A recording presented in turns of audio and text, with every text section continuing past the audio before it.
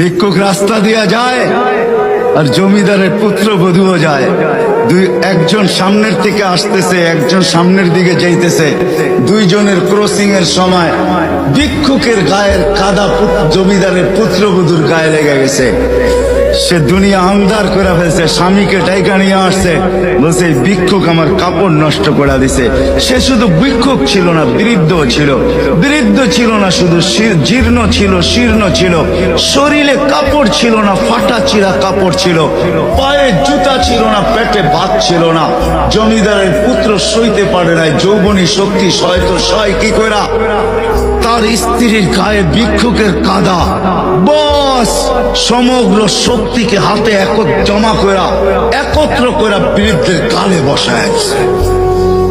বৃদ্ধ কিচ্ছু বলে নাই, শুধু উপরের দিকে তাকায় দুই তিনটা শব্দ উচ্চারণ করছেন। শব্দগুলা হলো ইয়া মাল্লাহ তারা হলো ওয়ুন, ও আল্লাহ তোকে চোখে দেখা যায় না, ও তারা কুল্লা শাই তুই সব দেখিস, ফারা তারা মা বি তুই কি দেখিস না আমার সাথে কি ঘটতেছে, এটা কি দেখিস না? বলতে দেরি যুবক, মরতে দেরি হয় না।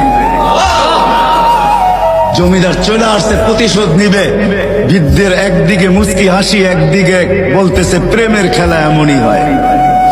জিজ্ঞাসা করছে কিসের প্রেমের খেলা রে? বলছে ওর প্রেমিকার গায়ে আমার কাদা লাগছে, পায়ের কাদা লাগছে, ও সইতে পারে নাই। যৌবনী শক্তি দিয়ে আমার বৃদ্ধ গালে বসায় দিছে। আমাকেও একজন ভালোবাসে, সেও সইতে পারে না,